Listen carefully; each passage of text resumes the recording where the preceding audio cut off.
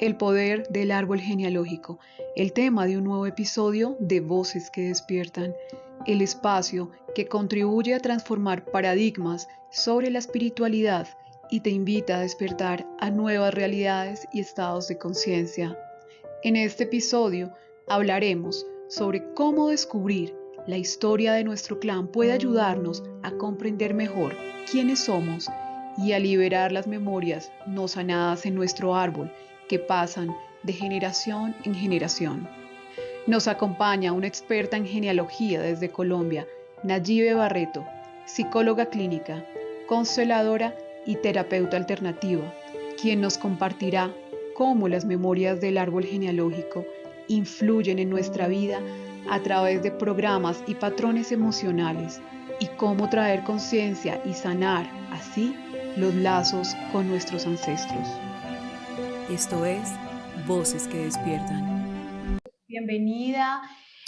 Nayibe nos va a hablar hoy de un tema que sin duda a todos nos toca. Todos tenemos algo allí, todos tenemos un secreto familiar, todos tenemos una situación que no queremos o que se sepa o que queremos, que no queremos tocar, un tema que tiene que ver con nuestra familia, con todo lo que habita eso. Entonces, Nayibe esta noche nos va a hablar de el árbol genealógico y de cuál es ese poder que tiene el árbol genealógico hoy en día. Entonces, Nayibe, cuéntanos un poco primero para las personas que no saben y que no entienden del tema, ¿qué es el árbol genealógico? ¿Cómo está compuesto? Ok.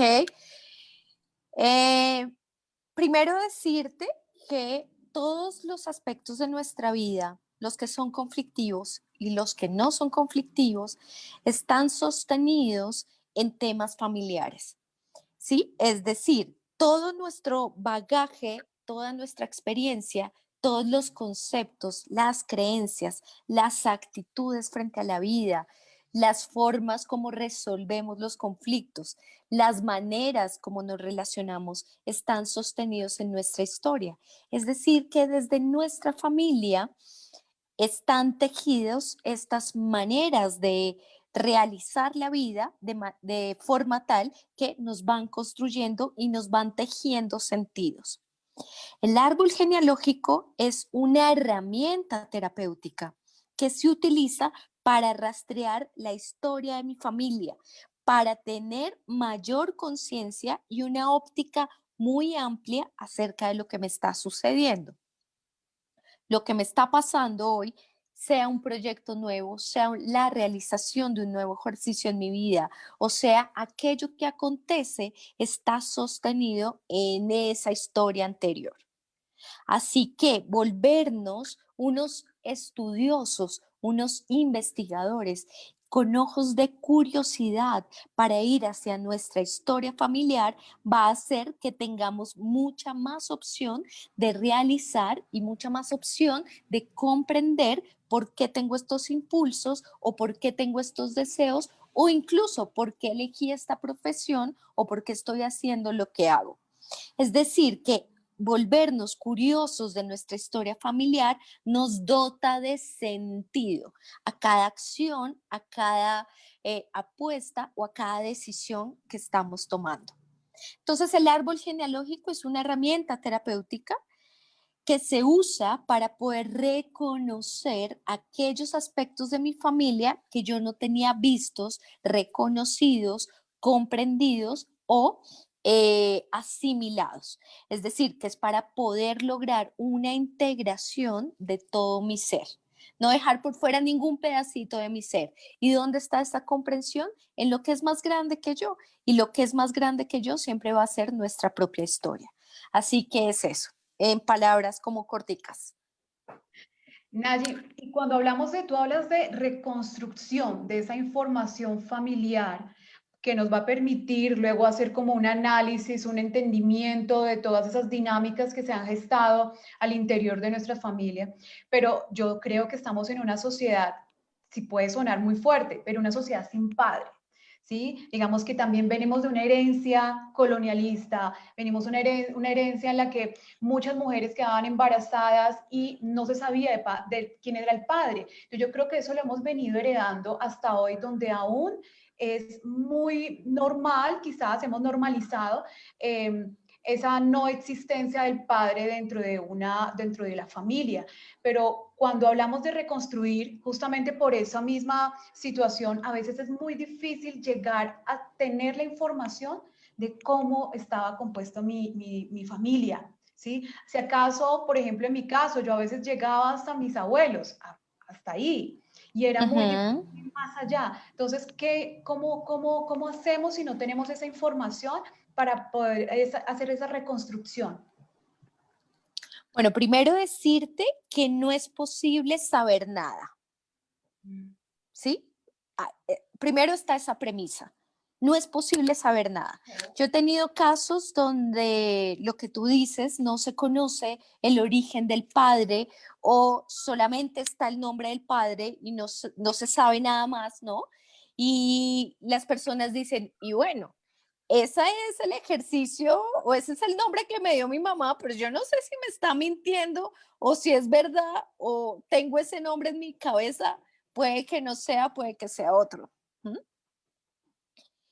Pero acá te tengo que decir y te tengo que contar que siempre hay alguien que sabe. No es posible el secreto del secreto, no es posible la cripta completa. Siempre una hermana lo conoció, la abuela lo conoció, alguien sabía quién era. Incluso he tenido historias donde los consultantes hacen como todo el proceso de indagación y en el vecino era el vecino el que sabía. Sí, siempre hay alguien que sabe. Solo que nos tenemos que volver investigadores de nuestra historia. Y siempre alguien te va a contar un pedacito de la historia, un pedacito de información. Ah, sí, y es que yo me acuerdo que él era carpintero o me acuerdo que él hacía negocios con esto y esto te va a ir llevando. ¿Mm? No es necesario conocer toda la historia para sanar. Eso también es un mito, Emi, porque no necesariamente tenemos que conocerlo todo. ¿Por qué? Porque en nosotros reposa toda la información. Les quiero compartir que estamos siendo estudiosas, Emi, Joana y yo, de la biodescodificación. Y ha sido un ejercicio súper bello porque aún sin desconocer, aún desconociendo la información, aún sin saber, la información está en la célula, la información está en la memoria. ¿Sí? Entonces podemos también navegar dentro de nosotros mismos para tejer esa información. O con algo tan simple como cuáles son las cualidades que yo tengo y que no tiene mi mamá. ¿Eso de dónde viene? Ve, yo soy súper comerciante y mi mamá no es comerciante. Y yo le vendo hasta, ¿cómo se dice el dicho? Hasta el hueco o hasta el balín dañado. Así es que dice el dicho, le vendo hasta un balín dañado, Balín. hasta un balín. ¿Y eso de dónde lo traigo? Ah, esa debe ser mi parte paterna. Y cómo esa convicción me puede a mí acompañar a sanar un padre que no está o un padre ausente.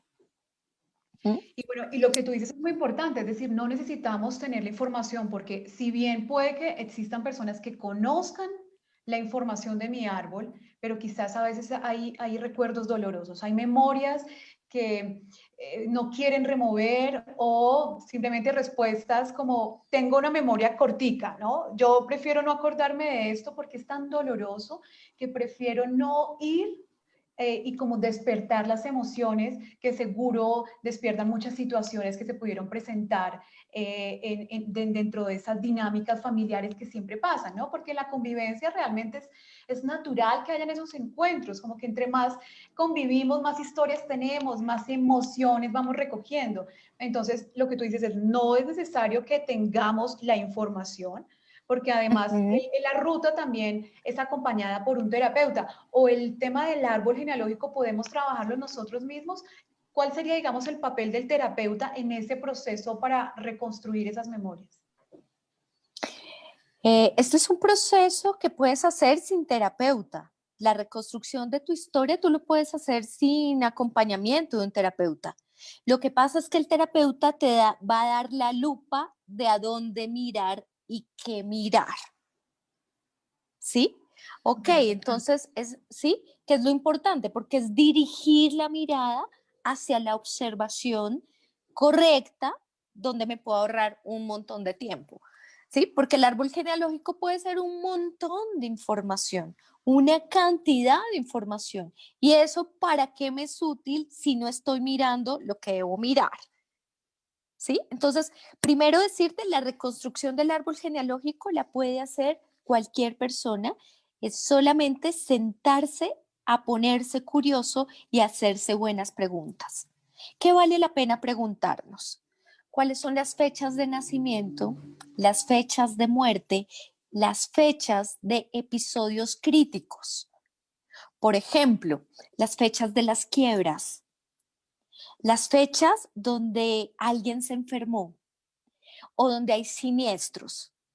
Los siniestros son muy importantes porque generan una memoria de dolor tan impactante que trasciende las generaciones.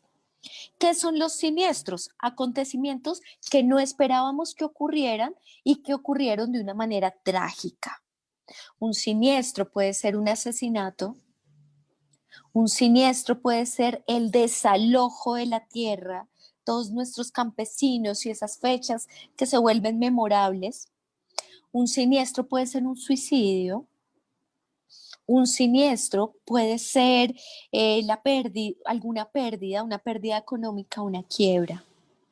Esas fechas se vuelven demasiado relevantes porque de manera inconsciente, de manera que yo no me doy cuenta, hay patrones en la familia que se pueden repetir como un síndrome de aniversario justo en esa fecha. Entonces, lo que tú dices es una primera, digamos, una primera forma de rastrear que hay una situación que puede tener un impacto en mi vida y que quizás aún no sé cómo está impactando, es buscar situaciones dramáticas. Un evento dramático que quizás haya, y donde haya habido una situación alrededor que se genera, porque al fin una persona puede haber vivido un evento dramático, pero quizás no había nadie para ver eso. O de alguna manera también energéticamente se va a transmitir, se va a hacer como un eco en la descendencia. Por supuesto. Porque entonces, ¿cuál Así, sería la importancia? Y creo que es muy importante para las personas que nos están viendo, la importancia de conocer el árbol genealógico o de trabajar el árbol. ¿Por qué es tan importante? porque salimos de la ingenuidad. Y salir de la ingenuidad genera conciencia. Entonces, yo puedo ser ingenuo o puedo hacerme el ingenuo frente a mi historia familiar. ¿Ve? En mi historia nunca ha habido siniestros y nunca ha habido situaciones difíciles. Resulta que no. Resulta que hubiesen abortos o existieron suicidios o existieron robos. Este hermano le robó al otro la herencia y ahí eso es un siniestro. Y así no hayan testigos u observadores, la memoria queda en el sistema familiar. Entonces no es necesario que haya un observador para que haya un hecho de injusticia o de traición o de tomar la vida. No se necesita, ¿sí? Es decir, hay muchas historias donde alguien cometió un homicidio, pero nunca nadie lo supo.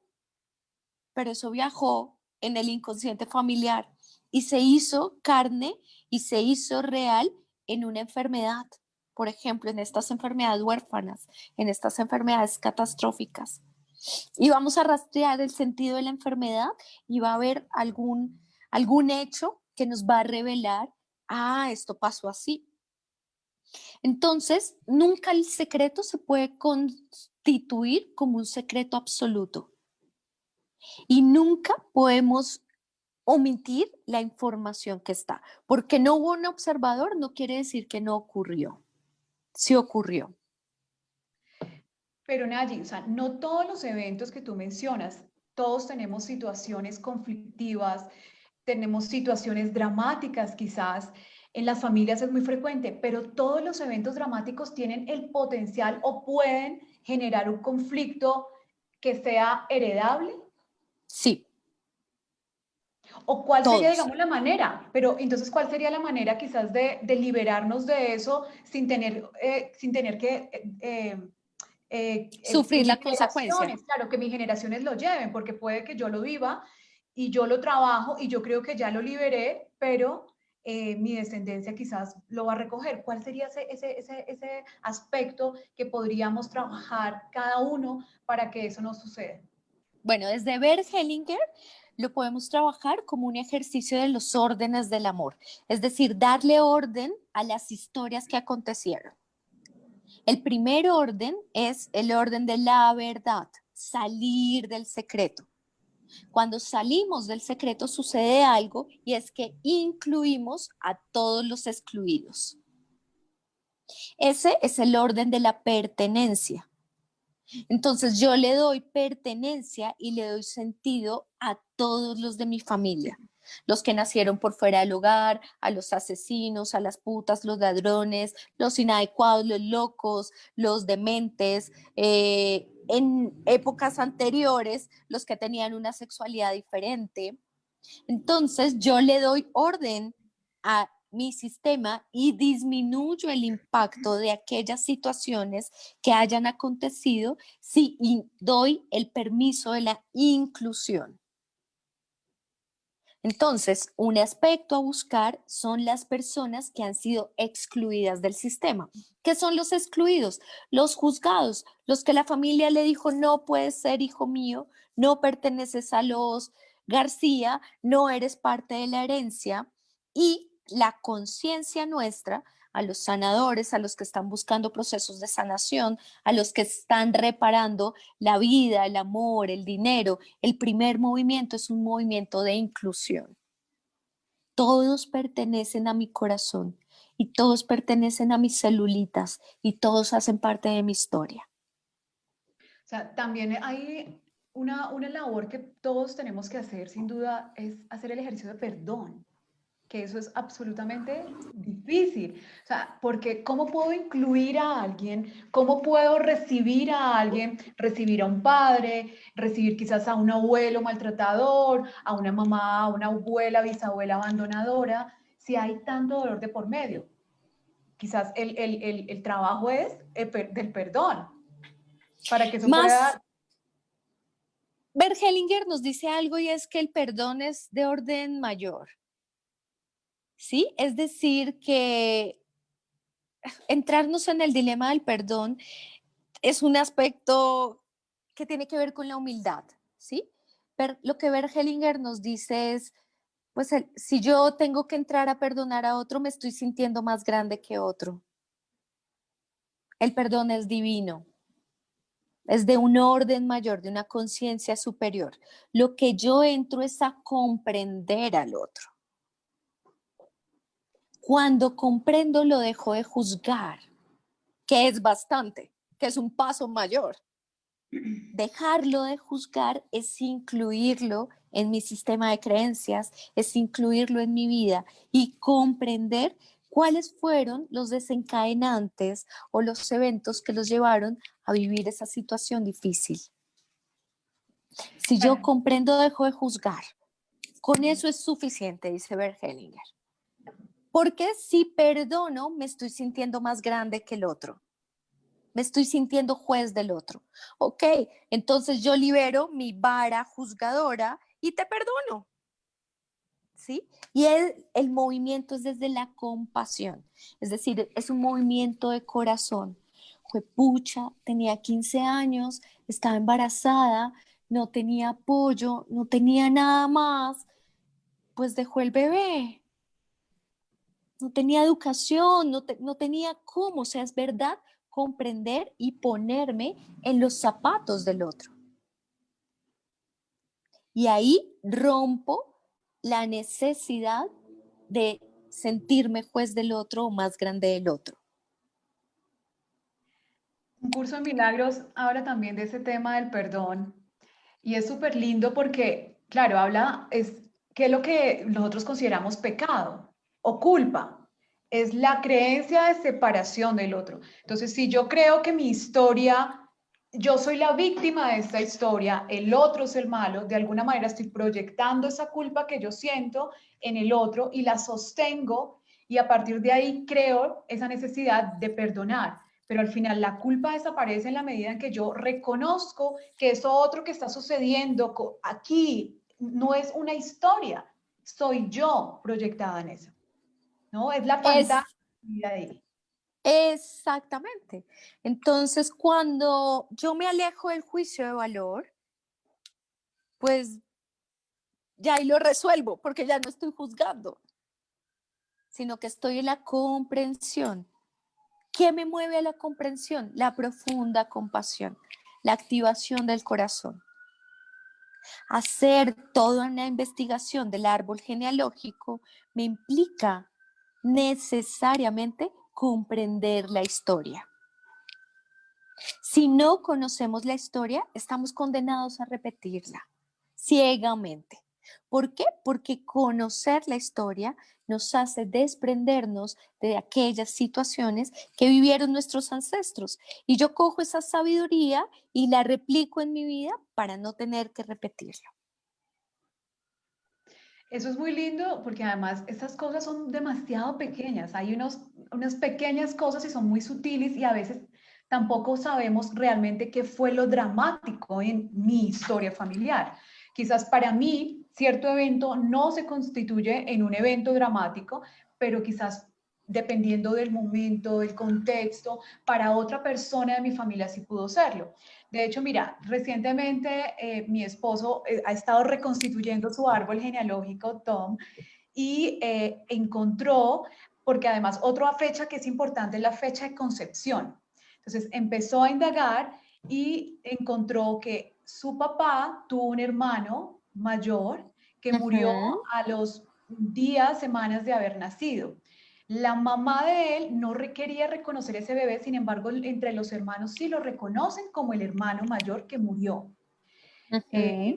Y entre fechas y buscando fechas, encuentra que la esposa, o sea, la mamá de Tom, tiene la misma fecha de nacimiento por 2 o 3 días que ese hermano que falleció.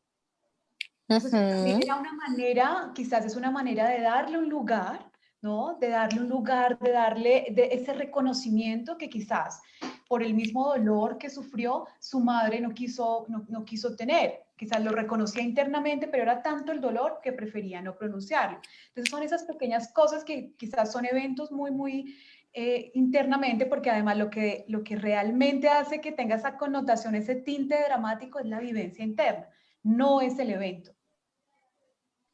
Si vemos una historia de un niño, quizás para un niño de 5 años, el que su mamá lo deje en el jardín ese primer día puede ser muy traumático y puede ser dramático. Entonces, las consecuencias que puede derivar, no lo sabemos, pero para cada uno también, de acuerdo a la resiliencia, esas herramientas que hemos tejido de confianza desde la infancia, hace que podamos sobrellevar estas experiencias de una manera o de otra. Sin duda, eso es muy importante. Ok, acá tú nombras algo interesante, Joana, y es la vivencia interna. Y es otro aspecto de la psicología, ¿sí? Es otro aspecto de la psique. Y es cómo yo me narré o me viví a mi madre o cómo yo me viví la historia de mis padres, ¿sí? Y esa vivencia interna me va a construir otro aspecto de la psique. Y otro aspecto de la psique son las herencias y los eventos. ¿Sí? Cuando hablamos de vivencia interna, estamos hablando de la construcción de mi manera de ver la vida. Cuando hablamos de lo que acontece en el árbol genealógico, estamos hablando de las maneras de estar en la vida. Es decir, que lo que se hereda no es la vivencia interna. La vivencia interna es como tú construyes tu psicología, como tú construyes tus dolores y como tú construyes tu realidad. ¿Sí? Para mí una manzana puede ser un riesgo porque me acuerdo que alguien se atoró con una manzana y esa es mi vivencia interna. ¿Sí? Y le voy a tener miedo a las frutas rojas y hasta puedo generar una alergia. ¿Sí? Y esa es la vivencia interna. Esa vivencia interna Es lo que construye mi manera como de percibir la vida. La vivencia que es colectiva, la muerte, el nacimiento, el aniversario, el divorcio, la injusticia, los robos y los hechos dramáticos son asuntos colectivos. Y esos asuntos colectivos tienen que ver con la vivencia interna porque hay algún observador, pero ese asunto colectivo es lo que va a ir a buscar el árbol genealógico. No vamos a ir a buscar tanto la vivencia interna. Sí, tuvo que haber sido dramático vivirse como salí de mi casa despojada. Es una vivencia interna de dolor, ¿sí? Donde todos lo pudieron vivir de forma distinta. Pero el hecho del desalojo es una injusticia. Es colectivo. Y por eso el ejercicio se llama constelación familiar, es decir, ¿qué impactó a mi sistema? ¿Qué impactó a todo mi colectivo? ¿Qué le importó a mi clan? ¿Qué empezó a ser relevante para el clan? Aquellos aspectos que no se pueden resolver, que no se pudieron resolver, el clan, el sistema familiar, por una lealtad invisible, va a querer resolverlo. ¿Cómo? Ahora vamos a ir a la herramienta que acabas de mencionar, pero ahora antes de eso te quiero preguntar a ti cómo te ha ayudado conocer tu árbol, cómo ha sido ese proceso tuyo a partir de esa reconstrucción, de esa información que has logrado quizás recoger o desde el momento en que empezaste a hacerlo, cómo te ha ayudado en tu propio proceso. Mira, mi primer trabajo como psicóloga fue trabajar en hogares de huérfanos. Y pues es muy normal que un psicólogo trabaje en hogares de huérfanos, en orfandad, por supuesto, ahí hay mucho a quien ayudar. Pero cuando fui a arrastrar mi sistema familiar, resulta que es que mi papá es huérfano. Y no solo mi papá es huérfano, sino que mi mamá se crió en un internado. No era huérfana, pero estaba como huérfana. Yo hubiera podido pasar inocente, pues sí, trabajé con huérfanos. Y eso es una información que pasa y ya. Pero al estudiar mi árbol digo, oh my God, tiene todo un sentido que yo haya trabajado con huérfanos, porque mi sistema familiar necesitaba reparar esa herida. Porque a estos huérfanos de mi sistema familiar, que no es solo mi padre, sino todos mis tíos, pues nadie les atendió, nadie les ayudó, no tuvieron la orientación, no hubo un profesional que les ayudara, había una falencia en mi sistema familiar.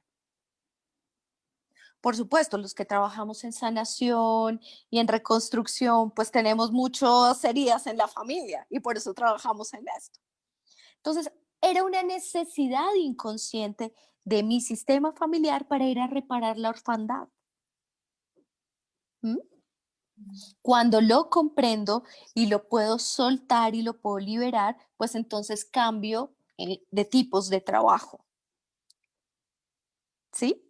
Entonces es importante porque nos podemos quedar ciegamente reparando una herida. Y quizá sería la hora donde yo estuviera trabajando en hogares de paso de niños o donde estuviera trabajando en jardines infantiles con huérfanos o estuviera trabajando en aldeas infantiles. Sí, fueron muchos años de mi experiencia laboral al respecto, pero lo pude liberar, entonces pude irme a otros aspectos de la psicología que me resultaban más interesantes, porque me pude liberar de la historia. No es que eso esté bien o está mal, sino desde dónde me lo vivo, desde un lugar que me quita fuerza o que me da fuerza. ¿Estoy en este trabajo reparando algo de mi familia o en verdad soy libre para elegir esto? Hay familias, por ejemplo, que están llenas de abogados. El hermano es abogado y el sobrino es abogado y el primo es abogado y los hijos de los otros, los tres son abogados. ¿qué será lo que tiene que resolver este sistema familiar? Que todos somos abogados. Y entonces nadie tiene otra libertad de elegir otra profesión porque esta es la familia de los abogados. Cuando lo liberamos, entonces podemos tener opciones de vida distintos. Pero eso no significa, para que las personas que nos están viendo, que vayamos a cambiar de profesión, pero es vivirlo de otra manera, es como en la Exactamente. conciencia con la que estoy yo desarrollando y lo que tú dices, ya no tengo que enfocarme en los niños huérfanos porque ya entendí esa experiencia, ahora también tengo más capacidad de elección. Creo que la conciencia, eso es lo que nos trae, opciones, poder reconocer que tenemos opciones, que tenemos la capacidad de elegir y no que la vida nos es dada, que son las circunstancias, porque eso también nos lleva a caer en la victimización de creer que esas son las circunstancias, esa es la vida que me corresponde y la realidad que me toca. Entonces también nos Parafraseando, permite... parafraseando lo que dices, conocer el árbol genealógico nos otorga libertad. De lo contrario, estoy en una lealtad invisible, complaciendo a alguien de mi sistema, liberando de una situación difícil a alguien de mi sistema o haciendo un ejercicio compensatorio con lo que le faltó a mi sistema. Lo que dices es muy importante. Otorga libertad. Bueno, invitamos a las personas que están conectadas que nos envíen preguntas, si tienen preguntas para que podamos ir haciéndole a Nayibe, yo le digo Nayi, bueno, Nayi, gracias. aquí Está bien, Nayi. aquí nos envían una pregunta. ¿Cómo funciona que desconocidos puedan participar en mi constelación y asumir las vivencias de mi familia? Dice, ¿acaso no hay una proyección propia de esos desconocidos que confluyen en el trabajo? Yo Qué creo bonito. que ahí, ¿Quién, yo creo que quién ahí hace se esa refiere a la pregunta? herramienta de constelaciones. Yo creo que ahí se refiere a la herramienta de constelaciones. Entonces, de pronto, entremos en materia con esta herramienta que tú trabajas, digamos, para poder entrar a esas dinámicas familiares. Cuéntanos un poco de qué se tratan las constelaciones familiares de la que tú eres terapeuta. Bueno, lo podemos, ¿cómo se llama la persona que hizo la pregunta? Es Tom ¿Qué que está? entró con mi usuario, mi Ah, esposo. ok, vale. Ok, es una pregunta muy interesante, Tom, porque hay dos posibilidades de respuesta. Una científica, y es que estamos siempre con, nuestro cerebro está dispuesto a conectarse con otros por un proceso de empatía de neurotransmisores, y a esto se le ha llamado la neurona espejo. Es lo que sucede cuando tú bostezas, ¿sí? Por neurona espejo no puedes resistirte al bostezo del otro, ¿sí? Estamos tan conectados que inmediatamente genera en mí un bostezo, pero yo tengo todas mis necesidades satisfechas, no tengo hambre, no tengo sueño, pero terminé bostezando, ¿sí? Y en grupo sucede esta sincronía donde la neurona espejo nos permite estar conectados empáticamente por estos neurotransmisores. Si en un grupo tú empiezas a dormirte o a adquirir una posición relajada en la silla, rápidamente tú ves como todo el círculo empieza a caerse, la energía se cae y todos empiezan a dormirse. Eso es inmediato por neurona espejo. Entonces, por neurona espejo tenemos la capacidad de conectarnos con el otro y sentir la emoción del otro.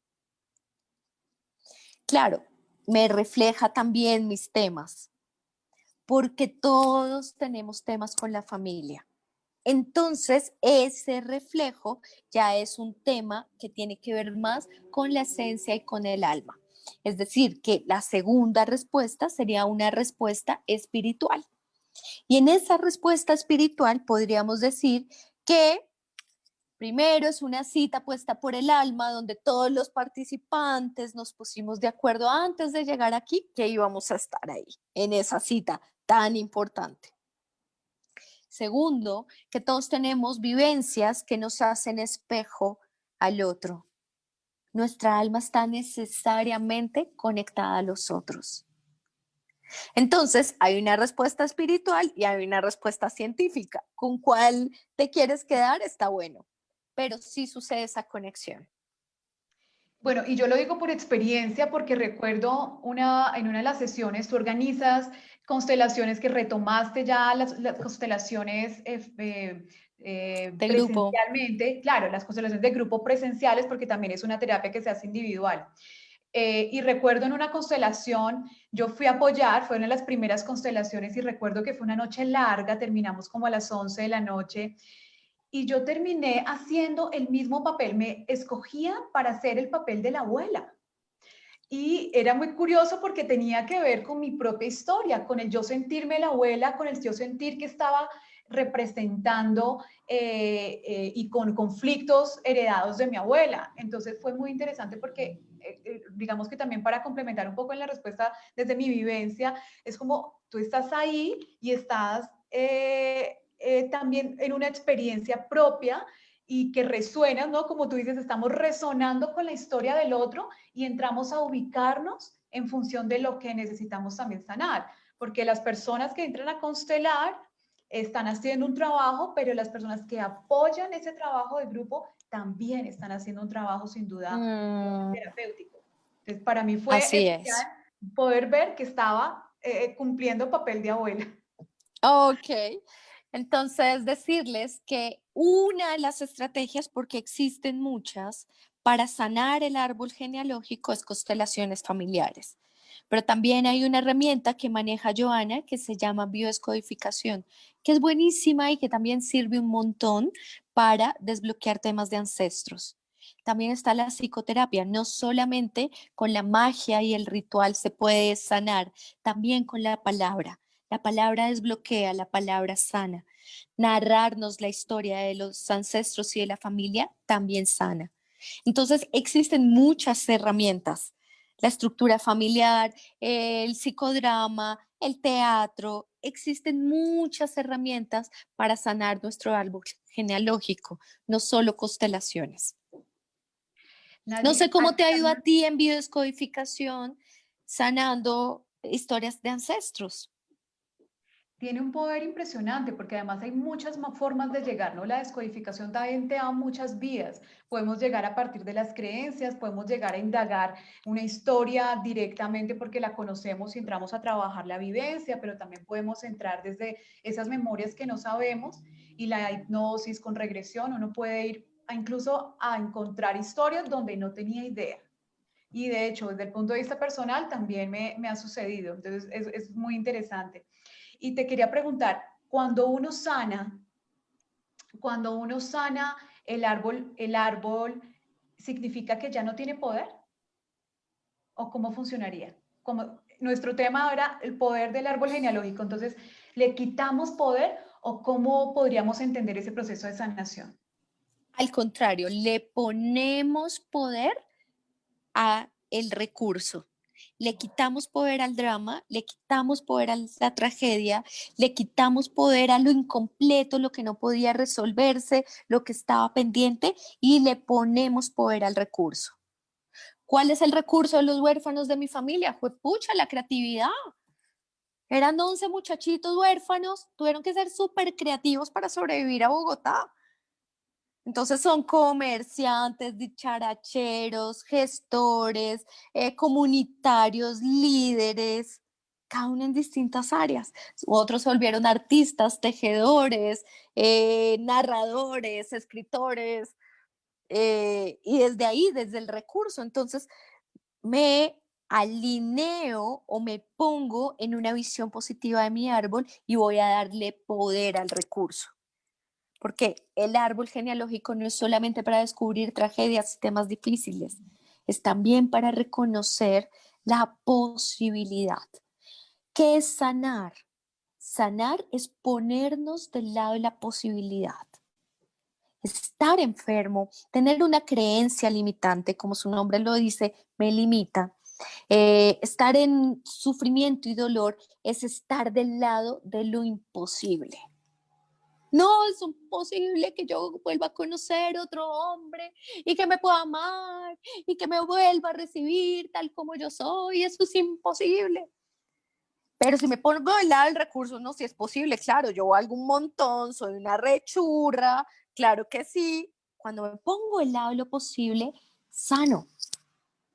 Entonces, sanar el sistema familiar o sanar el árbol genealógico es darle poder al beneficio, darle poder a lo que sí fue posible, darle poder a la creatividad de resolución de mi familia.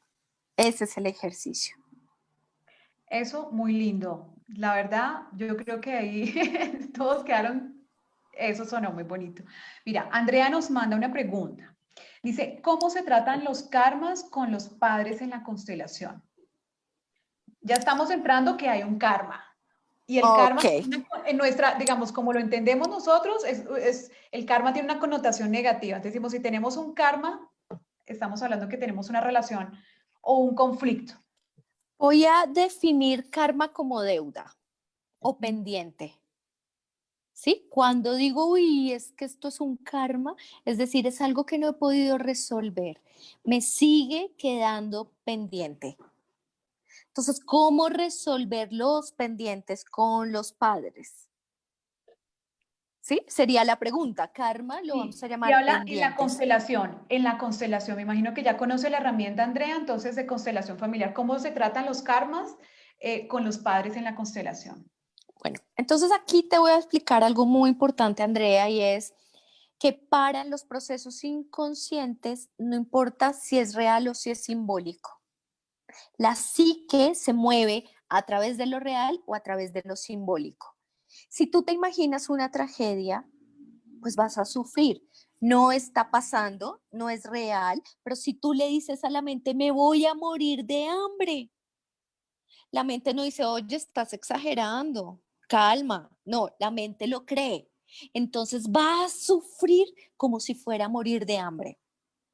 Entonces, en la constelación familiar ocurre algo muy lindo y es que hacemos ejercicios simbólicos, rituales, cierres, palabras que desbloquean, que resuenan para poder resolver el pendiente. Y no es necesario que esté allí papá o que esté allí mamá, tío, abuelo, el que se suicidó, porque el impacto de la herramienta es que me posibilita resolver el pendiente sin que necesariamente esté presente la persona con la que estoy sanando, que es lo bonito. Y ahí los procesos inconscientes entonces se tranquilizan y dicen, ok, esto dejó de ser pendiente en mi vida, ya le puse la cara, ya lo abracé, ya lo puedo ver, ya lo pude resolver y sigue mi vida hacia adelante. Por eso es tan potente la herramienta, porque le ponemos una posibilidad simbólica y allí el inconsciente se tranquiliza. Es eso. Ese De es el hecho, ejercicio. Diana Paola nos escribe, las constelaciones familiares son muy poderosas, incluso si solo estás como voluntario, es muy sanador y te manda saludos. También mandamos saludos Gracias. a Ricardo, a Diana Daisy que nos ha escrito, a Andrea, a Marinela, también Joana, Natalia Bayona, bienvenidos. Y bueno, Ricardo que se conectó. Eh, ¿Qué te gustaría agregar, Nayi? ¿Qué crees que es importante y cuál sería tu invitación a las personas cuando quieren profundizar en su árbol?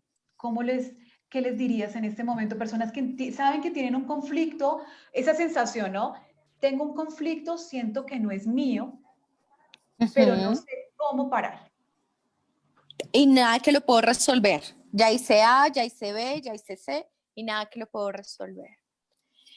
Irte con una mente abierta, libre de juicios, a ser curioso con tu árbol genealógico y a estar dispuesto a escuchar todo con compasión, libre de juicios, para que puedas ver lo que nadie ha visto, para que puedas escuchar lo que nadie ha escuchado y para que puedas estar abierto.